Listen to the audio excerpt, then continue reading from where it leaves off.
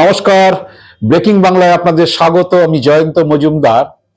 আজকে যে থাম্বনেলটা করেছি যে অন্নপূর্ণা যোজনা, যেটা রাজ্য সরকার চালু করছে, তো তার যে যোজনার যে পরিমাপটা সেটা হচ্ছে লক্ষ্মীর ভান্ডারের প্রায় অর্ধেক উপভোক্তা বাদ হয়ে যেতে পারেন। এটাই হচ্ছে আমার আজকের মূল প্রতিবেদন। এবং তার সঙ্গে যে এই ফর্ম নিয়ে, অন্নপূর্ণা যোজনার ফর্ম নিয়ে যে হইচই হচ্ছে, যে এত বিরাট ফর্ম, এত কিছু, এই ফর্মটা আসলে হচ্ছে নাম্বার দেওয়ার জন্য, মানে কতগুলো ক্রাইটেরিয়া রাখা হয়েছে, সেই নিয়ে আজকের আমি বিস্তারিত আলোচনা করব আপনাদের সামনে। কেন আমি এই ধরনের থাম্বনেল করেছি বা এই ভিডিও করছি বা এই টাইটেল কেন দিয়েছি, সরকারি আধিকারিকদের সঙ্গে কথা বলেছি এবং মুখ্যমন্ত্রী শুভেন্দু অধিকারী এবং মন্ত্রী অগ্নিমিত্রা পাল, তাদের বক্তব্যে হচ্ছে আমি আজকে যে প্রতিবেদনটা করেছি অনেকটা তার ছাপ রয়েছে, সেটা নিয়ে আজকের আপনাদের সামনে বলবো। আর তার আগে আপনাদের জানিয়ে রাখি, যারা এখনো আমার চ্যানেলটি সাবস্ক্রাইব করেননি তাদের কাছে অনুরোধ রইল যে আমার চ্যানেলটিকে সাবস্ক্রাইব করুন, তাহলে আমি একটু উৎসাহিত হই। বেল আইকনটি আপনারা প্রেস করুন এবং অল অপশন বাটনটি চাপুন, যাতে আমার সমস্ত ভিডিও আপনারা পেয়ে যেতে পারেন। আর দর্শক বন্ধুদের কাছে অনুরোধ করছি যে যাদের ভিডিও ভালো লাগবে বন্ধু বান্ধবদের কাছে শেয়ার করুন। আসছি যে অন্নপূর্ণা যোজনায় লক্ষ্মীর ভান্ডারের যারা এখনো পর্যন্ত যে সরকারি যে উপভোক্তার সংখ্যা, তা প্রায় অর্ধেক হয়ে যেতে পারে, এরকমই একটা আশঙ্কা করছেন রাজ্য সরকারের আধিকারিকরা, বিশেষ করে নবান্নে যারা এই সংক্রান্ত বিষয়ে ঘাটাঘাটি করছেন। বুধবার দিন বিকেলে হচ্ছে লক্ষ্মীর ভান্ডারের ফর্মটা রিলিজ করেছেন মুখ্যমন্ত্রী শুভেন্দু অধিকারী, এবং বৃহস্পতিবার এই নিয়ে বিস্তর চর্চা হয়েছে, বিশেষ করে সমাজ মাধ্যমে, যে এত জটিল ফর্ম কেন, কি বৃত্তান্ত এই 12 পাতার ফর্ম বা 11 পাতার মূল কন্টেন্ট যেটাতে রয়েছে, যে এত জটিল কেন, এত বিষয় জানতে চাওয়া কেন। যদিও মুখ্যমন্ত্রী বলেছেন যে আমরা হচ্ছে এইটা শুধু একজন লক্ষ্মীর ভান্ডার উপভোক্তা না, আমরা তার পারিবারিক একটা যে ডিটেল ডেটা আমরা চাইছি, যাতে ভবিষ্যতে বিভিন্ন প্রকল্পের ক্ষেত্রে সেই ডেটাটা থাকলে আমাদের পক্ষে সুবিধা হয়। তিনি একটা কথা বলেছিলেন ফর্মটা রিলিজ করে বুধবার দিন। কিন্তু এই ফর্ম নিয়ে হচ্ছে নানান হইচই শুরু হয়েছে। এইভাবে এই এত জটিল কেন, এত পাতা, এত ইনফরমেশন চাওয়া কেন, কিভাবে এটা দেওয়া সম্ভব, এই নিয়ে হই হই হচ্ছে। সাইবার ক্যাফেতে গেলে বলছে যে 500 টাকা 600 টাকা লাগবে, এই 11 পাতা ভরতে হবে, অমুক হবে তমুক হবে। কারণ হচ্ছে এই ফর্মে যে শুধু মানে যিনি উপভোক্তা হিসাবে আবেদন করবেন বা আবেদনকারী সরাসরি নাম নেই, কিন্তু হচ্ছে শেষে যেখানে ডিক্লারেশন আছে সেইখানে যিনি নাম দিচ্ছেন, ধরে নেওয়া হচ্ছে যে তিনি হচ্ছে আবেদনকারী, যে আমি আবেদন করছি তাই আমি এই ডিক্লারেশনটা দিলাম, জ্ঞান ও বিশ্বাস মতে এটা সত্য, যা উপরে যা তথ্য আমি দিয়েছি। শুধু তার নিজের তথ্য দিলে হবে না, তার পরিবারের সকলের তথ্য দিতে হবে, এমনকি ছেলে মেয়ে যা আছে তারা কোন স্কুলে পড়ে, সমস্ত কিছুই রয়েছে। আপনারা ইতিমধ্যেই জেনেছেন হয়তো যে চাষের জমি থাকলে কতটা জমি, তার পর্চা, কাগজ, দলিল, অমুক তমুক, জমির পরিমাণ, এসবের পর্চা দিতে হবে। যেটা ফ্ল্যাট থাকতে ফ্ল্যাট বাড়ি কত স্কোয়ার ফিট, বা বাড়ি থাকলে পাকা বাড়ি না কাঁচা বাড়ি, কতগুলো ঘর আছে, পাকা ঘর, ছাদ আছে কিনা ইত্যাদি চাওয়া হয়েছে। তারপর 2 হুইলার আছে কিনা, 4 হুইলার আছে কিনা, মানে গাড়ি আছে কিনা, যদি নিজের সন্তান থাকে, সন্তানরা কোন স্কুলে পড়ে, সরকারি স্কুলে পড়ে না বেসরকারি স্কুলে পড়ে, সন্তানরা ভ্যাকসিন নিয়েছেন কিনা, আপনি ভ্যাকসিন নিয়েছেন কিনা, এইসব, head of the family, Aadhaar card, pan card, bank details, মানে আপনার পরিবারে যারা অ্যাডাল্ট লোক রয়েছে তাদের যে সমস্ত তথ্য চাওয়া হয়েছে, তাতে করে মোটামুটি ব্যাংকের, ইনকাম ট্যাক্সের, প্রভিডেন্ট ফান্ড, কোনো জায়গায় কিছু বাদ থাকবে না। কারণ হচ্ছে এখন আপনারা হচ্ছে মোটামুটি সব জায়গাতেই লিঙ্ক হয়ে গেছে, জানেন, প্রভিডেন্ট ফান্ডের লিঙ্ক হয়ে গেছে, ইনকাম ট্যাক্সের লিঙ্ক হয়ে গেছে, ব্যাংকের লিঙ্ক হয়ে গেছে। তো সমস্ত তথ্য মানে আবেদনকারী এবং আবেদনকারীর পরিবারের যারা হেড অফ দ্য ফ্যামিলি রয়েছে তাদের সকলের হচ্ছে এই সমস্ত তথ্যগুলো তাকে দিতে হবে। এই নিয়ে পড়েছে পাবলিক খুব জটিলতার মধ্যে, যে কি করবে বুঝে উঠতে পারছে না, এত বড় ফর্ম।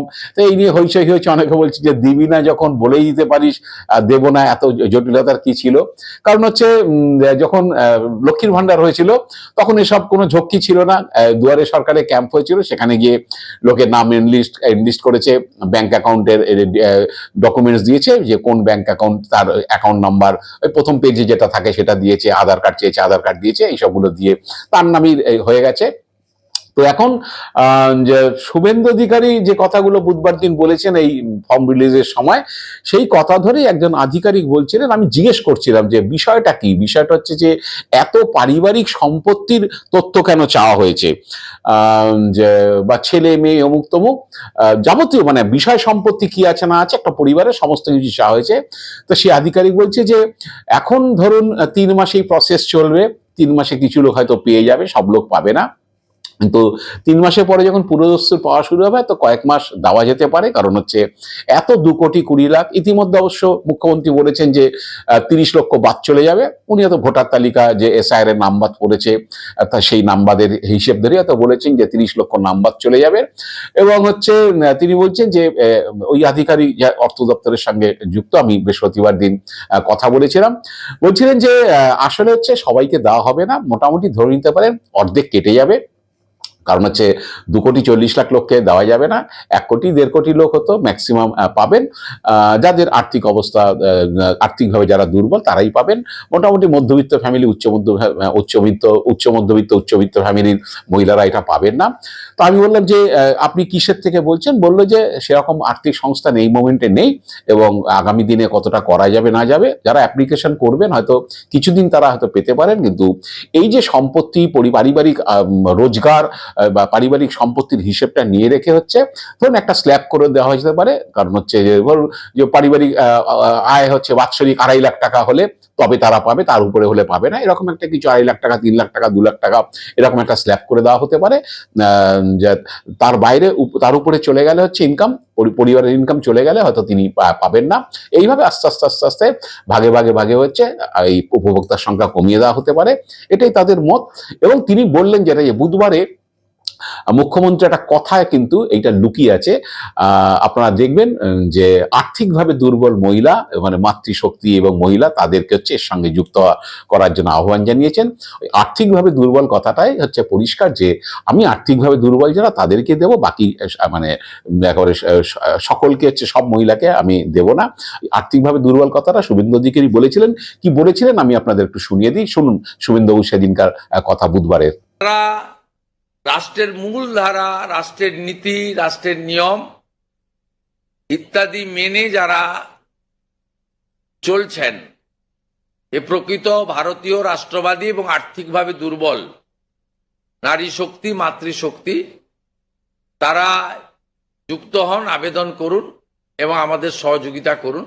আপনারা শুনলেন যে রাষ্ট্রবাদী এবং হচ্ছে যারা আর্থিকভাবে দুর্বল মহিলা মাতৃশক্তি তারা হচ্ছে এই প্রকল্পে যোগদান করুন, এটা মুখ্যমন্ত্রী বললেন। এই আর্থিকভাবে দুর্বল কথাটার মধ্যেই ওই আধিকারিক, নবান্নের আধিকারিক বলেছেন যে ওখানেই লুকিয়ে আছে আস্তে আস্তে পারিবারিক সম্পত্তি এবং হচ্ছে পারিবারিক ইনকাম, বাৎসরিক ইনকাম দেখে হচ্ছে তো এটা কমিয়ে দেওয়া হতে পারে, কারণ এত লোককে টানা সম্ভব না।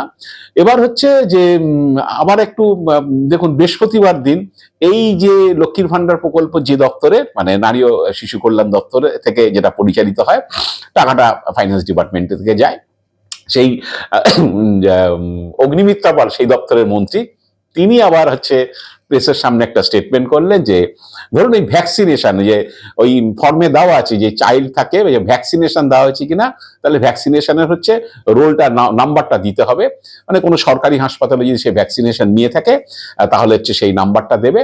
এবং সেখানে বলতে গিয়ে তিনি বললেন যে ধরুন আপনি নিজে ভ্যাকসিন নেননি, সরকারি জায়গা থেকে ভ্যাকসিন নেননি, সন্তানকে সরকারি জায়গা থেকে ভ্যাকসিন দেননি, তার মানে সরকারের কথা আপনার কাছে খুব একটা ইম্পর্টেন্ট নয়, তাহলে 3,000 টাকা আপনি নিচ্ছেন কেন, সরকারের থেকে ভাতা হিসাবে নেবেন কেন?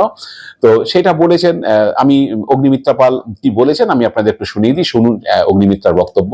আজকে ভ্যাকসিনেশন নিতে বলা হয়েছে এবং সরকারের দেওয়া ভ্যাকসিন আপনি নেননি, আপনার সন্তানদেরও নেননি, এটা আমাদের জানতে হবে। তার মানে আপনি সরকারের কথা তার মানে আপনার কাছে খুব একটা ইম্পর্টেন্ট নয়, তাহলে আপনি 3,000 টাকা অন্নপূর্ণার ভান্ডারী বা সরকারের থেকে নিচ্ছেন কেন? আপনারা শুনে নিলেন, তো এখান থেকে বোঝা যাচ্ছে যিনি ফর্মে লিখবেন যে ধরুন আজ থেকে 20 বছর আগে কোনো মহিলা, তারা তখন 50 বছর বয়স, তার 20 বছর বা 25 বছর আগে তো সন্তান হয়েছে, তিনি হয়তো কোনো বেসরকারি চিকিৎসকের কাছ থেকে তিনি হয়তো ভ্যাকসিন নিয়েছিলেন, বা নিজেও হয়তো বহু বছর আগে নিয়েছেন, তারা তো কাগজপত্র কিছু নেই, হয়তো সন্তানকে বেসরকারি জায়গা থেকে ভ্যাকসিন নিয়েছিলেন। ওই ভ্যাকসিনের যদি সরকারি যে নাম্বারটা, সেই নাম্বারটা যদি না দিতে পারে, তার মানে ইনি ভ্যাকসিন নেননি, তার মানে ইনি বাইরে থেকে বেসরকারি জায়গা থেকে ভ্যাকসিন নিয়েছেন, তার মানে তার আর্থিক সঙ্গতি আছে, তাহলে তিনি এই ভান্ডারের জন্য অ্যাপ্লাই করবেন কেন? সুতরাং একে বাদ দেওয়া যেতে পারে।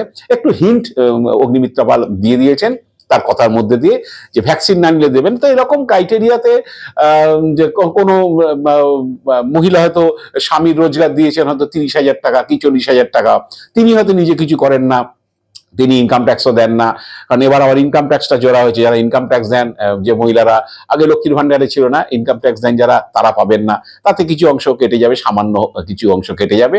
কিন্তু হচ্ছে কোনো মহিলা হয়তো তিনি রোজগার করেন না, হাউস ওয়াইফ, যে সন্তানদের মানুষ করেন, স্বামী চাকরি করে, এবার স্বামী চাকরিতে দেখা গেল যে সেটা হয়তো 30,000 টাকা, তিনি হয়তো বেসরকারি সংস্থায় চাকরি করেন বা কিছু, দেখা গেলো 3,60,000 টাকা হয়তো সরকার বেঁধে দিল যে 2.5 লাখ টাকার উপরে আমরা দেবো না, তার মানে তিনি বাদ চলে যাবেন, তিনি হয়তো রোজগার করেন না। আবার অনেকে আছে স্বামী রোজগার করেন, কিন্তু হচ্ছে তিনি যেহেতু, সেই মহিলা যেহেতু রোজগার করেন না, স্বামীর কাছে হাত পাততে হয়। কারণ মমতা বন্দ্যোপাধ্যায় যখন এই প্রকল্পটা শুরু করেছিলেন, তখন তিনি বলেছিলেন যে আমি প্রত্যেক মহিলাকে আর্থিকভাবে হচ্ছে তাদের একটু স্বাবলম্বী করতে চাই, আর্থিক স্বাধীনতা দিতে চাই।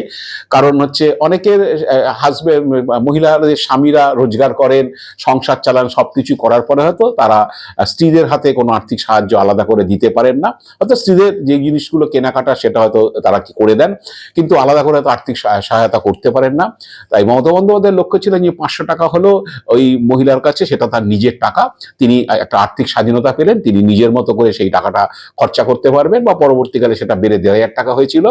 তো এখন অনেক মহিলা তাদের পরিবারের হয়তো স্বামীর চাকরির সূত্রে হয়তো তার একটা সঙ্গতি আছে, মোটামুটি হয়তো মধ্যবিত্ত পরিবার, তাদের পরিবারটা চলে, কিন্তু যেহেতু মহিলার আর্থিক সঙ্গতি ছিল না, তাই সরকারের পাওয়া 1,000 বা 1,500 টাকা তিনি স্বাধীনভাবে সেটা খরচা করতে পারতেন, বা তার ইচ্ছে মতো সেটা করতে পারতেন। এখন যদি স্বামীর রোজগারের উপর বা হেড অফ দ্য ফ্যামিলি যাই থাকুক না কেন, রোজগারের উপর যদি সেই স্ল্যাব করে দেওয়া হয়, দিয়ে যদি কেটে দেওয়া হয় যে না, এর নামটা থাকবে না, কারণ এর পরিবারে রোজগার আছে, বছরে 4 লাখ টাকা রোজগার আছে, সুতরাং থাকবে না, তাহলে সেই মহিলা হচ্ছে তার পরিবারের আর্থিক সঙ্গতি আছে, হয়তো তিনি খেয়ে পড়ে বেঁচে আছেন, কিন্তু তার নিজের কোনো টাকা নেই, তার সুযোগ নেই অন্নপূর্ণা ভান্ডারে টাকা পাওয়ার। এরকম হতে পারে ভবিষ্যতে। এখন হয়তো গোড়ার দিকে হয়তো কিছুদিন বা কয়েক মাস হয়তো দেওয়া হবে, আমি নবান্নের সেই যে আধিকারিকের কথা শুনে যেটা বুঝলাম। তো এইসব ক্রাইটেরিয়াগুলোর জন্য হয়তো ফর্মটাকে এত জটিল করা হয়েছে। মূলত হচ্ছে যে নাম বাদ দিতে গেলে আমার কিছু তথ্য লাগবে, যে আমি এইটার উপর দাঁড়িয়ে বলছি যে এত শতাংশ মহিলা তাদের পরিবারের রোজগার হচ্ছে বার্ষিক 4 লাখ টাকার উপরে, হ্যাঁ, মানে 30-35,000 টাকা উপর তারা রোজগার করে, স্বামীরা করুক আর যেই করুক, সুতরাং আমি তাকে দেব না, আমি দেব গরিব অংশকে, আমি 2.5 লাখ টাকা বা 2 লাখ টাকার নিচে যাদের পরিবারের আর্থিক রোজগার মানে বাৎসরিক রোজগার, তাদেরকে দেবো। এইরকম একটা ক্রাইটেরিয়া হতে পারে। ভ্যাকসিনেশন দিয়ে আপনি বুঝতেই পারলেন অগ্নিমিত্রা পাল কি বোঝাতে চাইলেন। এরকম সমস্ত বিষয়গুলো নিয়ে হয়তো, যে এর অনেক জমি আছে, এর অনেক সম্পত্তি আছে, আমি এদেরকে দেব না, হতেই পারে। তো যাই হোক, এখন দেখা যাক যে শেষ পর্যন্ত গিয়ে কি দাঁড়ায়, ভবিষ্যৎ বলবে। 3 মাসে এই প্রকল্পের কাজ ছিল, প্রকল্পের কাজ শেষ হওয়ার পরে কোথায় গিয়ে দাঁড়ায়, তার জন্য আমরা অপেক্ষা থাকবো। আজ এ পর্যন্তই। আপনারা ভালো থাকবেন, সুস্থ থাকবেন। নমস্কার।